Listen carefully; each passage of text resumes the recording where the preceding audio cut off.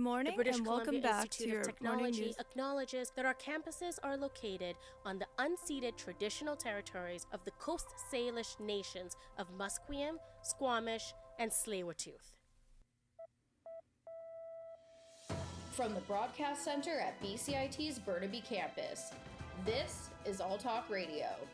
You're listening to 1680 The Crow.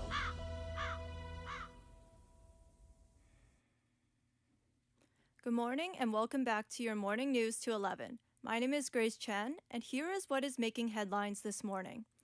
In Victoria, BC, there was a royal visit that occurred last weekend. Princess Anne came to the Government House Gardens to plant a tree in honor of Queen Elizabeth II, her late mother. The princess used a shovel to plant a red currant tree that is destined to grow on the stately grounds. She ended her trip at the horse stables at the Victoria Therapeutic Riding Association. Moving on, in response to the event of a man charged with a fatal stabbing in White Rock last month, Canada's Public Safety Minister reassures the community. Dominic LeBlanc, Public Safety Minister, says that they are thinking about the concerns particularly shared amongst the Indo-Canadian community following this murder and are asking the public to be patient in their justice system as they continue to investigate. Every Canadian has a fundamental right to live safely and free of threats of violence. Across Western Canada, London Drugs has begun a gradual reopening of all its stores and services.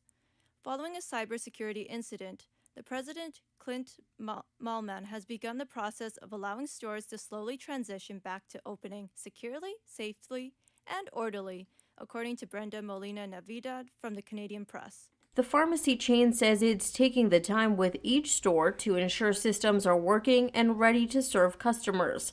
Because of that, it says it will not be communicating which stores are opening and when.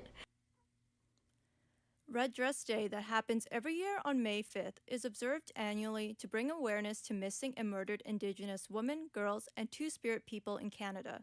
To further help the families, the province has announced a $50 million endowment fund. This funding will give families application-based grants to heal, learn, and empower. The Minister Nahani Fontaine explains the investment in more detail. This is an area that is important, that needs to be addressed. It's willing to be a partner with the federal government on this, and I believe that is the type of collaboration that's required for us to move forward on addressing this crisis. Going off of Red Dress Day, the government is now creating an alert system as well that will let the public know when an Indigenous woman or girl goes missing in Manitoba. This initiative is expected to move from the provincial to national alert system eventually. According to Statistics Canada, missing Indigenous women and girls was 6 times higher than the rate for their non-Indigenous counterparts. In Surrey, BC, the city is facing a legal challenge against the province as it transitions from the RCMP to the municipal force. The case lasted 5 days.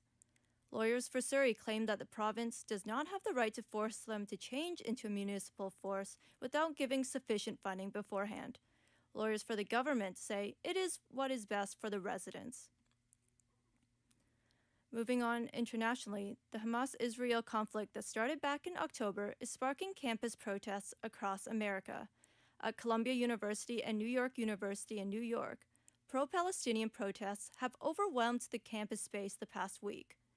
In the aftermath, the university is now canceling all their commencement ceremonies following weeks of protests.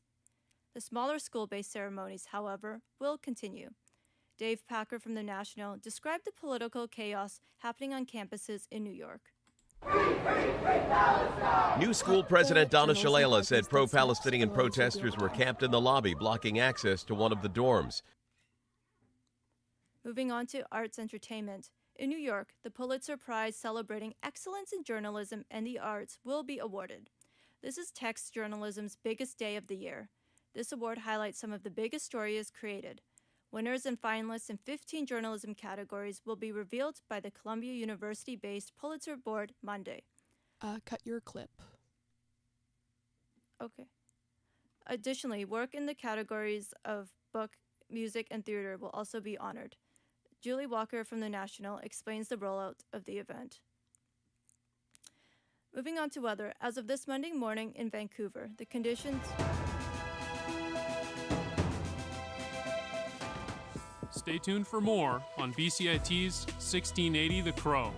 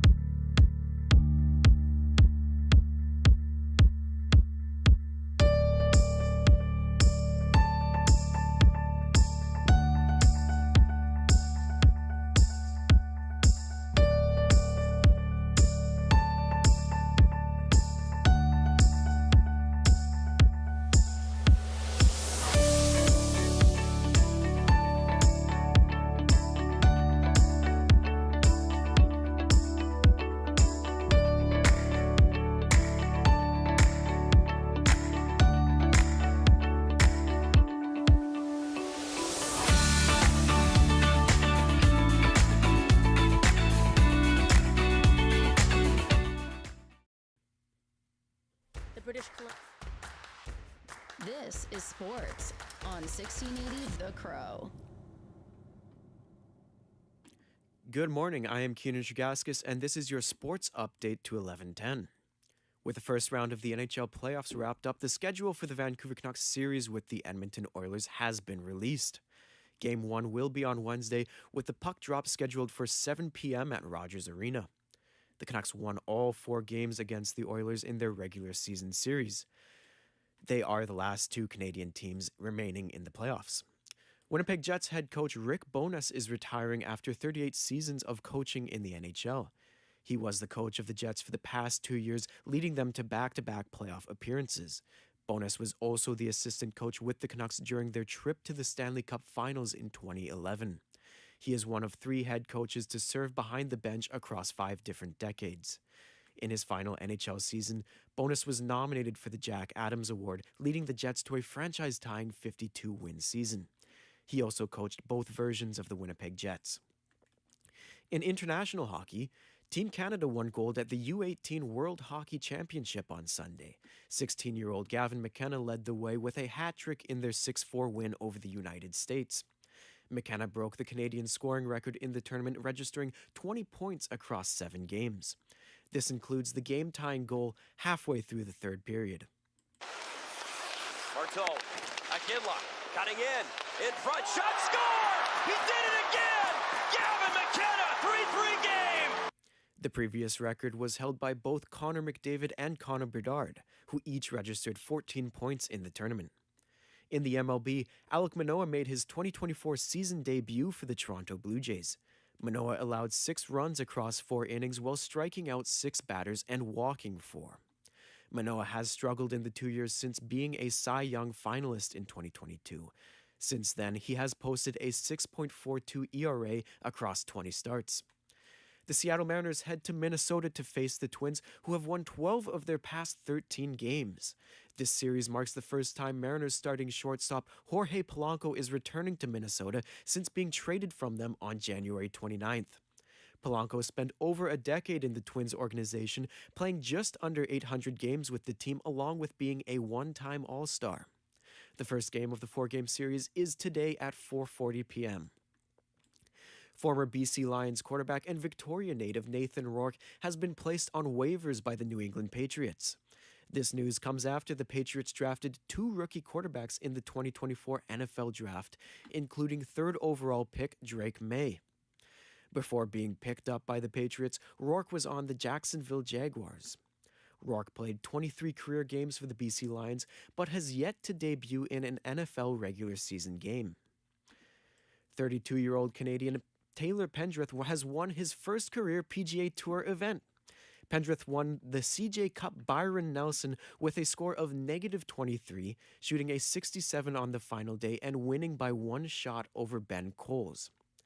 This win has led to Pendrith taking home $1.71 million, the most money he has earned from a single tournament. Pendrith highlighted his putting ability, which led to his first win. Everybody wants that opportunity to have a putt to win a PGA Tour event. I was nervous for sure, and my caddy, we've been working on our communication as well, and he said, this is the straightest putt you've had all year, just knock it in, and was able to do that. He had previously won twice on the PGA Tour Canada in 2019. Over in England, the referee for the Premier League match between Crystal Palace and Manchester United today will wear a camera on his head. This is for a program that will be broadcast later this year to offer an insight into the demands of being a match official. The league says the head-mounted device worn by Jared Gillett at Selhurst Park will be integrated into the referee's usual communications system. It is being called RefCam. The technology is being used as a one-off basis as part of a filming for a short program promoting match officials. The footage will not be broadcast live. This has been your sports update to 11:10. I am Keenan Shagaskis. You are listening to The Crow.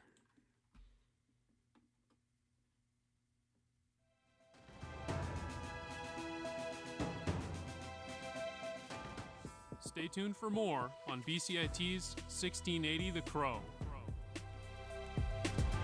I'm Jake McGrail with BCIT News, and this is the story of the day.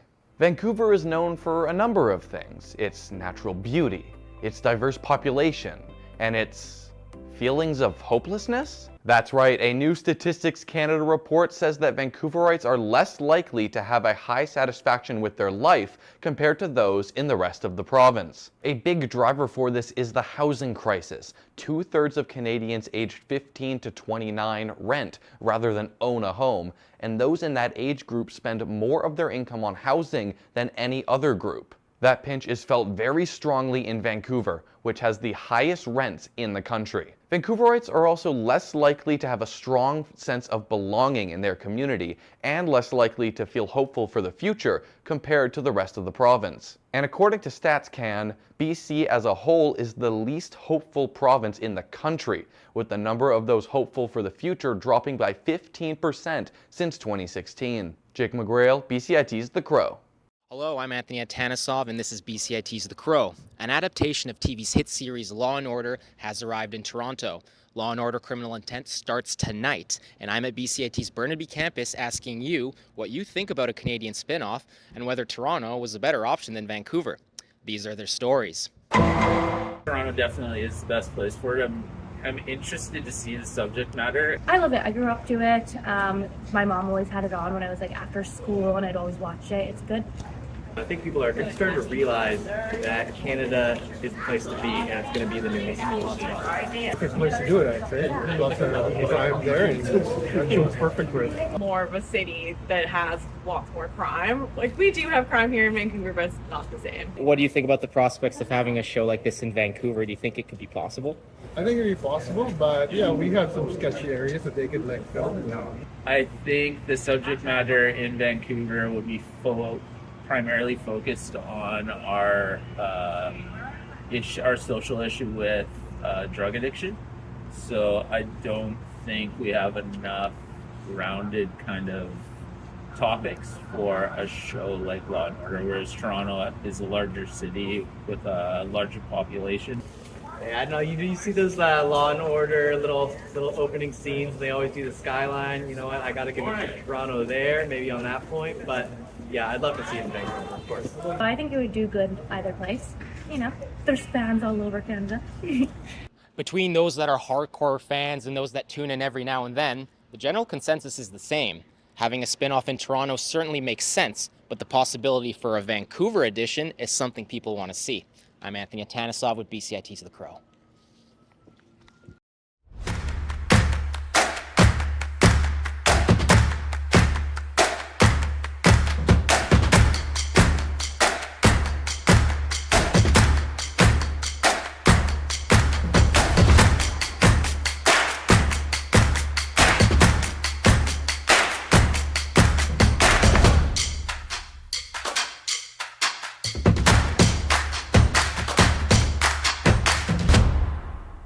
Everything is changing to digital. Everything is online. People aren't just waiting for the 6 o'clock news anymore. People want their news right now. They want to be able to go onto their smartphone, onto the internet, and see the news that they want to see.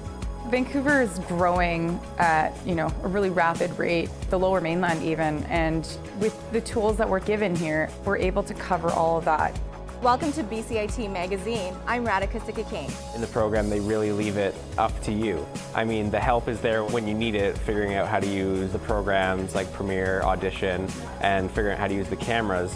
But it's up to you to sort of experiment and figure out what you can do when you go out in the field. They brought candles and flowers to remember the student who lost her life yesterday. Theresa May says the international community condemns Moscow. They really make sure that you know the basics and you are able to put out a quality product. I'm Brady Tretnero. And I'm Radhika Sikakane. Thank you for tuning in to BCIT Magazine.